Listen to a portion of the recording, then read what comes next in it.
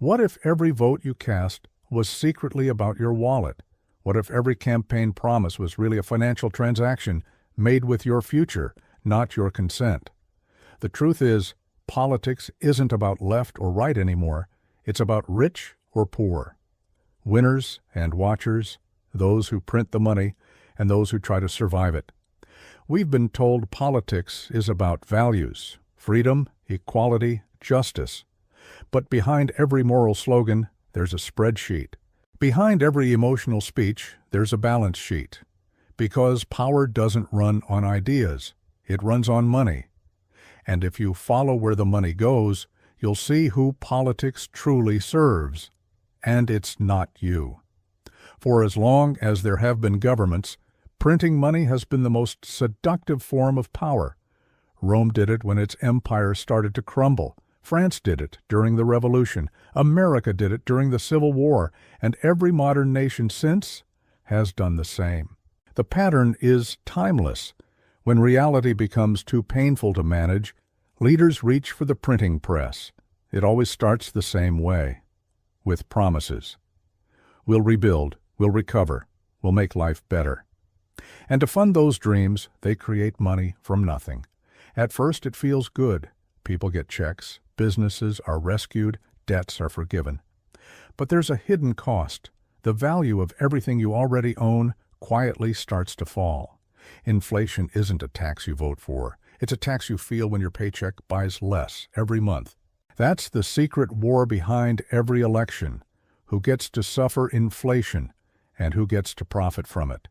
In France, during the 1790s, the assignats were printed in the name of equality and ended in famine. In Weimar Germany, politicians printed to pay off war debts, and citizens carried cash in wheelbarrows just to buy bread. In modern America, every time the government promises a bailout, the rich get richer and the poor get busier. Politicians don't print money for you. They print it for survival. Theirs, not yours. Every election cycle becomes a kind of auction. Candidates bid with promises and we pay the bill later. When governments spend beyond their means, they borrow from the future, and you're the collateral. Every stimulus package is a quiet mortgage on your children's future wealth. But here's the dangerous part. Printing money doesn't just change prices. It changes people. It rewards those who own assets and punishes those who earn wages. When inflation hits, your savings melt, but the value of houses, stocks, and land skyrockets. That's why the wealthy cheer every time the government says stimulus. It's not charity. It's arithmetic. Take 2020, for example. The world shut down, millions lost jobs, and governments responded by printing trillions. Stock markets soared while small businesses died. Housing became unaffordable, and food prices doubled in many places. The rich didn't work harder. They simply owned the right things. That's how politics silently chooses sides. Every economic rescue is a transfer. Every crisis is an opportunity, not for the voters, but for the insiders. It's no coincidence that political donations spike right before new spending bills pass. Lobbyists know the game. If you can influence the flow of money, you don't need to win elections, you just need to own the winners. But this isn't new.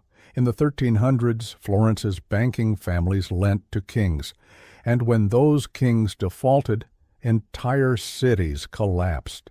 In the 1800s, American politicians promised gold-backed stability, then quietly abandoned it when wars became too expensive. In the 1970s, President Nixon closed the gold window entirely, turning the dollar into pure faith. Since then, politics hasn't been about budgets, it's been about belief, and faith once broken never fully returns. Look at Argentina, Lebanon, Venezuela. Each one trusted their government to manage money. Each one was betrayed. Ordinary citizens woke up one morning to find their savings gone, their salaries worthless, and their leaders blaming external forces. But the truth is simpler. Every collapse begins with good intentions and bad math. The problem isn't that politicians are evil, It's that they're human. When faced with a choice between short-term popularity and long-term pain, they always choose the present. Printing money buys peace for a few years, and chaos for the next generation. That's why real financial freedom never comes from a vote. It comes from protection, from understanding that your government's promises are only as strong as the paper they reprinted on. So what can you do? First, stop believing that any party will save you. Both sides borrow, both sides print.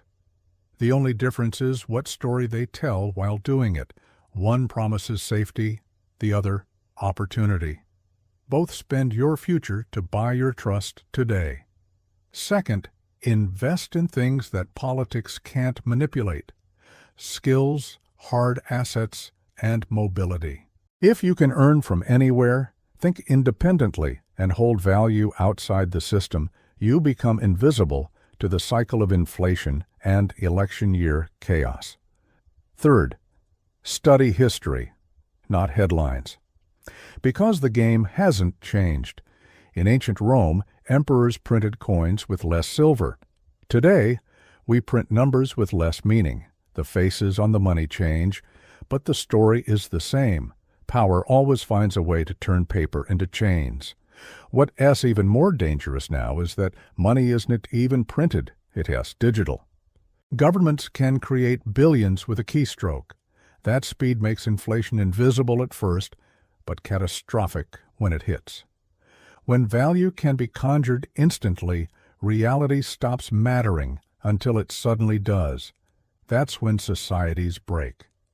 Not with violence, but with apathy. People lose faith. They stop saving, stop believing, stop caring, and once trust dies, money follows.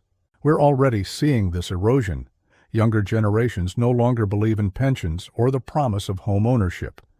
They sense the system is rigged, because it is.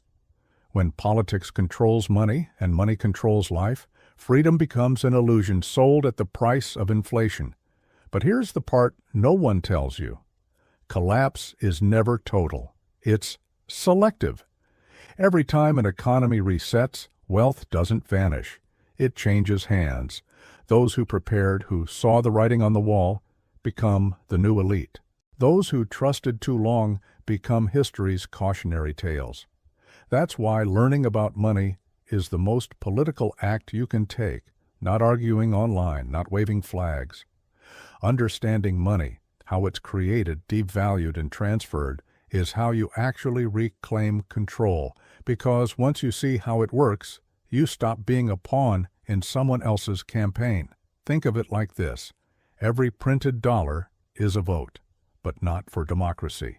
It's a vote for debt, for dependence, for delay. The system counts on you not noticing the slow theft of your future through economic recovery. But once you notice, you can start opting out. Opting out doesn't mean running away. It means thinking differently. Holding part of your savings in real assets. Learning high-value skills that don't depend on political stability, and building networks outside the system. These are the new forms of protest. Silent, powerful, and unstoppable. The irony is that the people who truly understand money rarely run for office because they don't need to. Real freedom doesn't require permission. It requires preparation. So next time you hear a politician promise a better tomorrow, remember, tomorrow doesn't exist yet. It has to be built. And built by people who understand value better than those who spend it. The real battle of every election isn't in the voting booth. It's in your wallet. And the war isn't fought with ballots. It's fought with belief. Whoever controls the story of money controls the people who depend on it. So ask yourself, do you want to keep trusting that story or start writing your own? Because while politicians are printing your future, you could be building it, piece by piece, decision by decision, outside their reach. If this changed how you see politics, hit subscribe. Because understanding money isn't just financial power, it's freedom itself.